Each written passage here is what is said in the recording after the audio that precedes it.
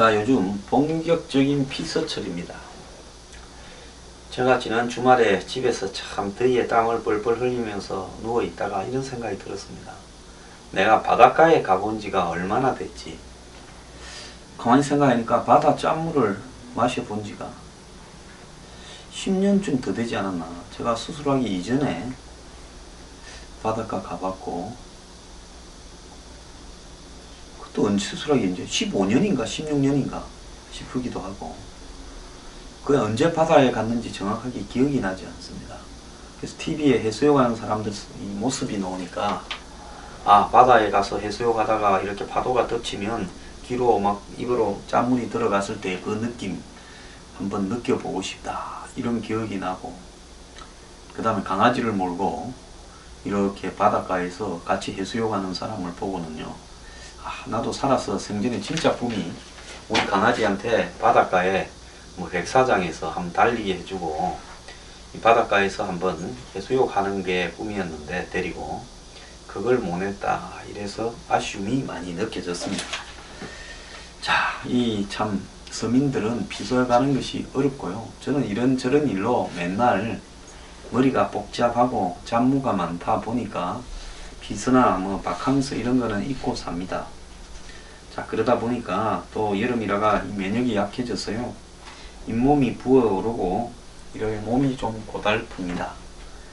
자, 그런데 바닷가 간 분들도 별로 행복하지 않다라는 보도들도 나오고 있습니다. 자, 본격적인 피서철로 해수욕장, 계곡 등을 찾아 나섰다가 즐거운 마음으로 피서 갔다가 불쾌감을 느끼는 사람이 많다는 겁니다. 바가지 때문에 그렇습니다. 제가 어릴 때도요, 이 초등학교 다닐 때 뭐 집안 어른들이나 이웃하고 이렇게 피서 가면 계곡에 이 평상 놔놓고 그늘 좀 있는 계곡에 하루에 얼마다 이렇게 하고, 또 여름에 송도나, 제가 어릴 때 보면 송도 해수욕장을 자주 왔습니다.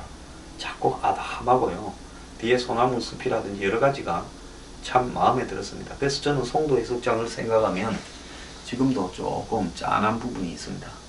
그런데 그런데 가면 파라솔 하나를 놓고 그 다음에 뭐 고무 튜브 하나를 놓고 흥정을 하던 그런 모습들도 기억이 납니다. 어쨌거나 그때 피서 갈 때, 피서 간다고 차 타고 가면 기분이 찢어집니다.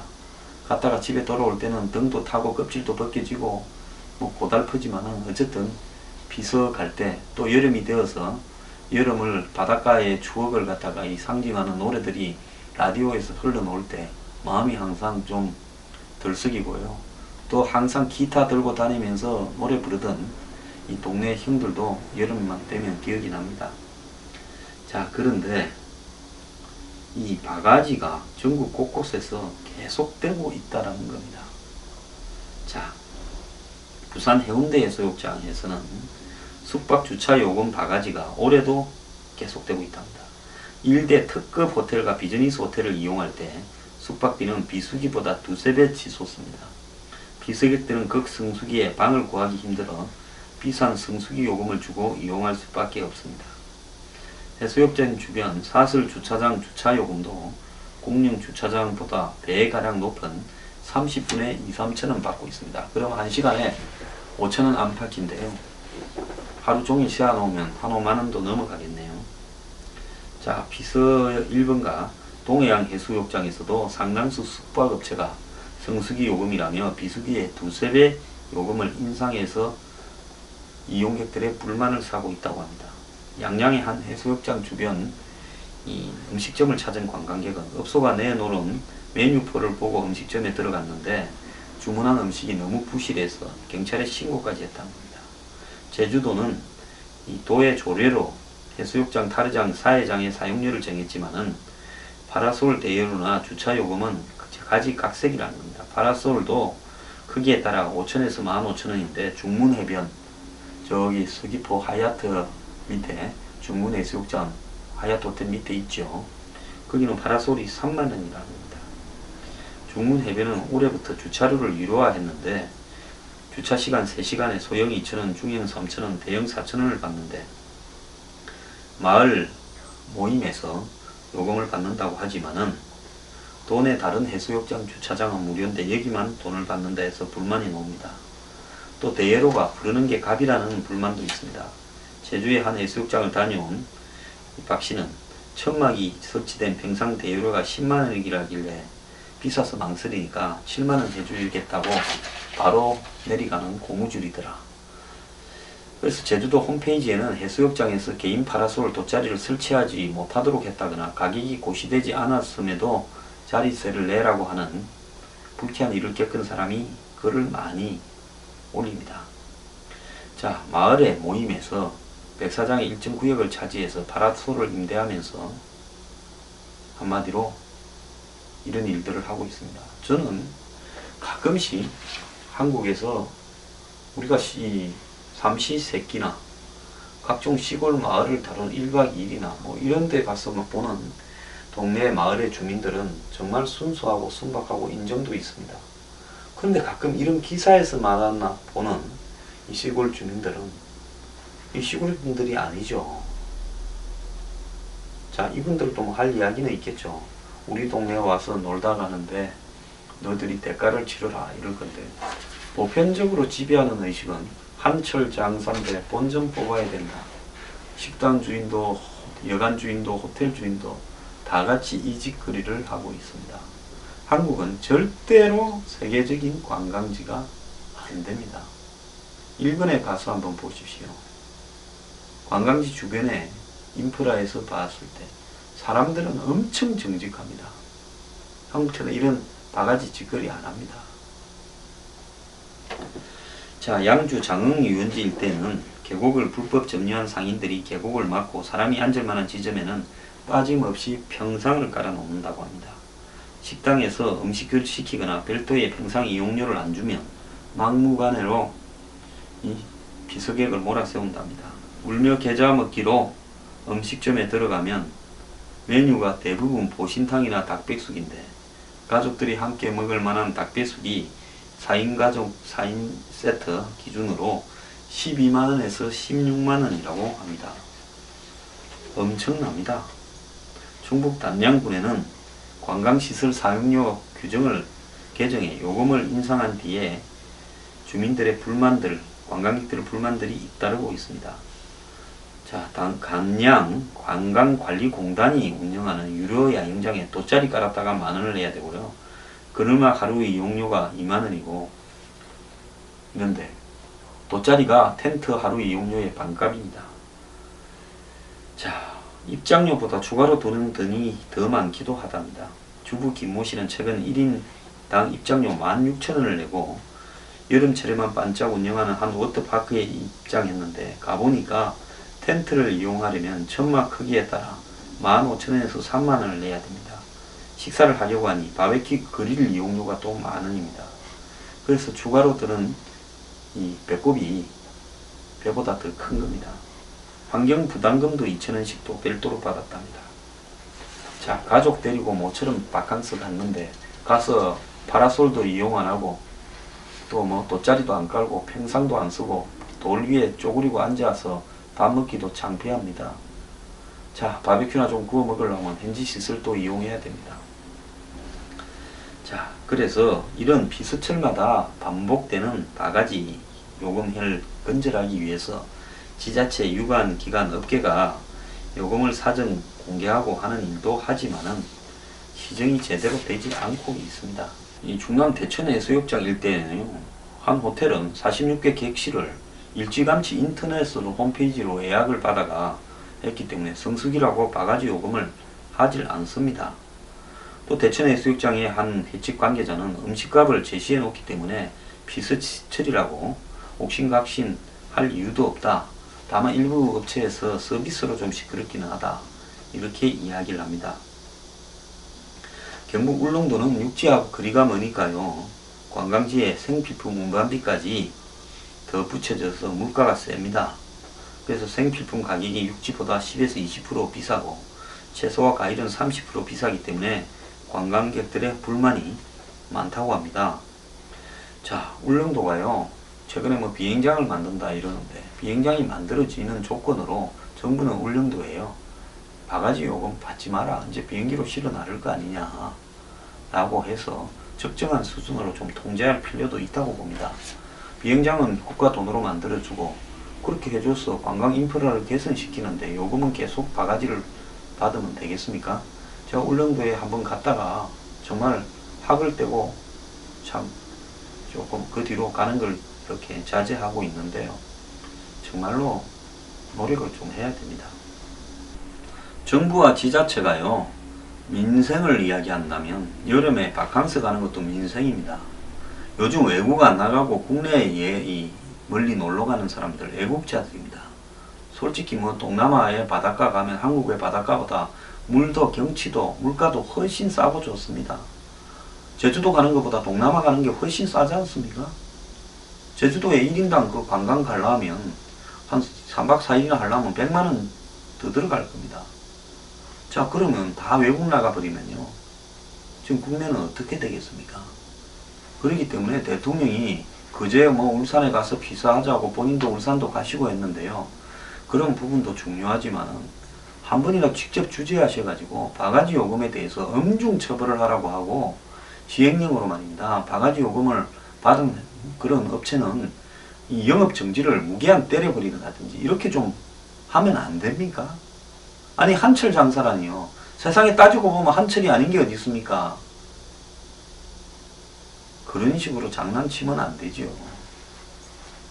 자, 제가 어릴 때요, 극장에 명절 때, 설이나 추석 때 가면 줄을 어디 끝까지 섭니다. 몇 바퀴 돌렸습니다. 그때는 뭐 TV도 많이 보급되지 않았고 오락거리가 영화밖에 없다 보니까 설 명절 특선 영화 이러면 뭐 재미가 있든 없든 엄청 보러 가는데요. 그때 암표를 팔았습니다. 그래서 좀 빨리 들어가고 싶은 사람은 암표를 사러 갔지요. 그때부터 지금까지 한 40년쯤 흘렀는데요. 여전히 한국에 이런 일이 근절되고 있지 않습니다. 자, 따져봅시다.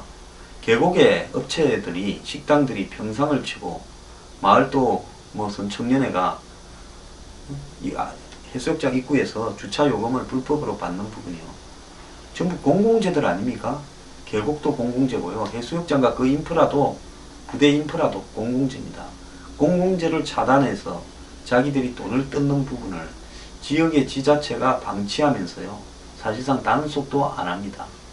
그러면서 한마디로 국가 땅에, 국가가 돈이 들어간 시설물에 돈을 갖다 지역 주민이 뜯어먹고 있다. 이게 정상인 사회입니까? 그거 아무것도 아닌 것 같고 왜 그렇게 저보고 흥분하냐고요? 아무것도 아닌 게 아니죠. 한국은 이런 때부터 기본이 틀려먹은 나라입니다. 자, 이 지금 불법으로 돈 뜯고 바가지 요금 세우는데요, 내일부터라도 정부가 나서서 전면 단속을 좀 하세요. 어떻게 해야 민심을 얻는가, 그거 하나도 제대로 모릅니까? 민정수석이 그냥 죽치고 앉아서 시간을 떼어서 바가지 요금 단속이 안 되는 겁니까? 제대로 좀 하세요.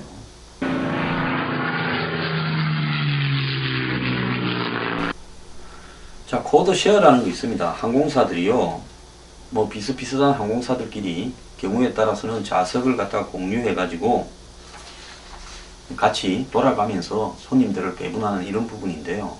그래서 코드 쉐어하는 항공사에는 뭡니까, 무슨 얼라이먼트 이런 거 만들어가지고 이 항공사 마일리지도 공유하고 그러죠.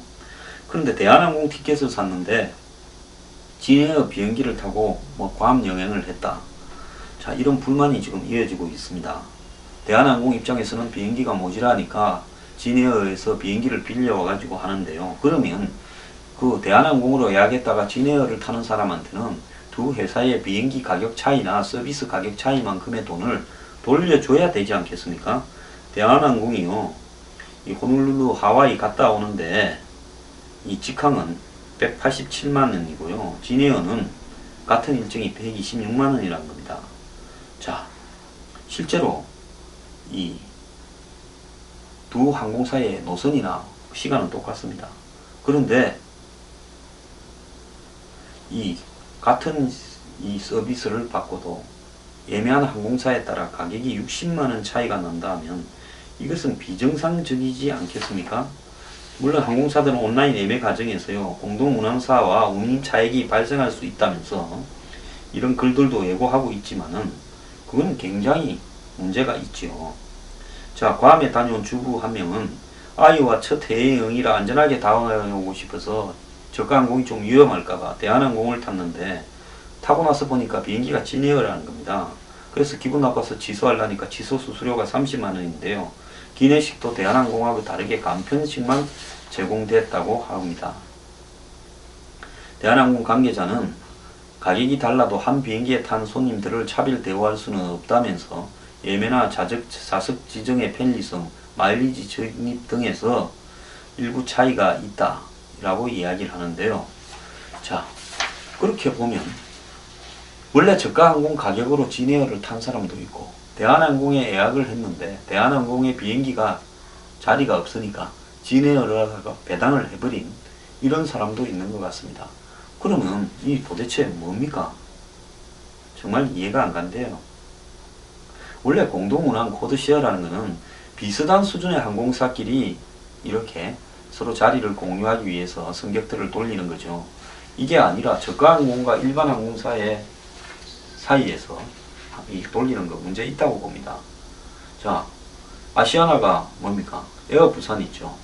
이런 식으로 저가항공사들을 밑에 두고 그 다음에 비행기를 갖다가 똑같은 자리에 똑같은 시간에 가는 비행기에 어떤 사람은 제값을 냈는데도 저가항공사를 타고 가면 그럼 뭐 기분부터 시작해서 서비스까지 여러 가지가 불편하지 않겠습니까? 정부가 이건 단속을 해야 될 거라 봅니다.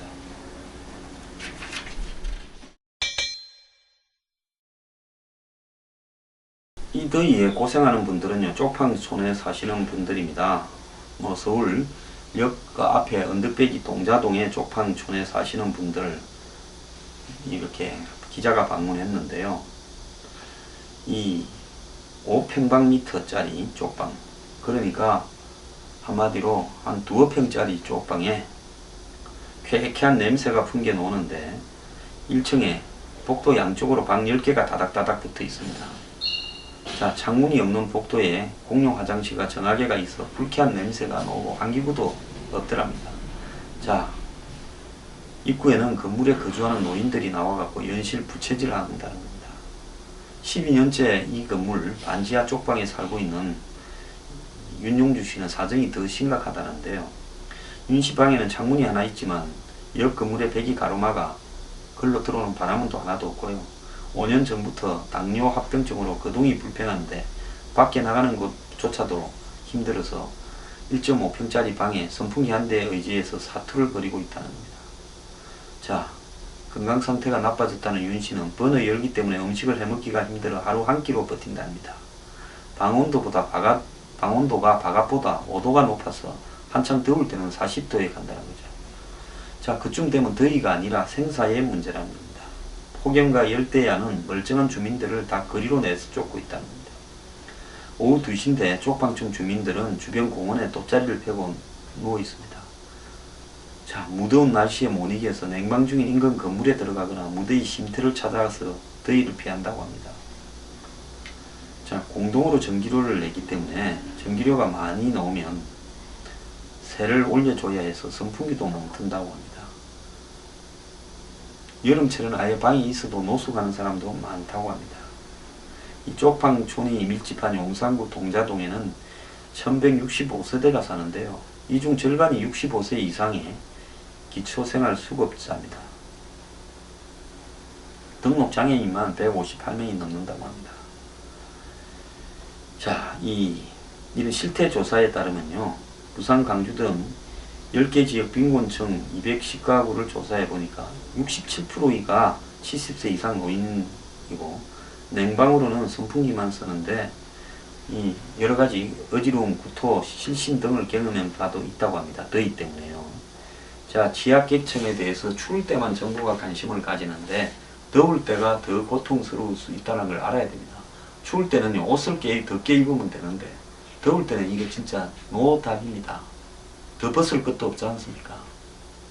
자, 정말로 저는 이런 사람들을 위해서요, 진짜 가난한 빈곤층, 독거 노인이나 이런 사람을 위해서 정부가 적어도 한 대여섯 평짜리 임대 아파트를 제공해서 한 달에 한 10만 원만 받는 형태로 좀 하면 안 되겠습니까? 이게 사람이 사는 게 아니지 않습니까? 정부가 뭐 때문에 있습니까? 정말 진짜 우리나라는 잔인한 나라라고 생각합니다.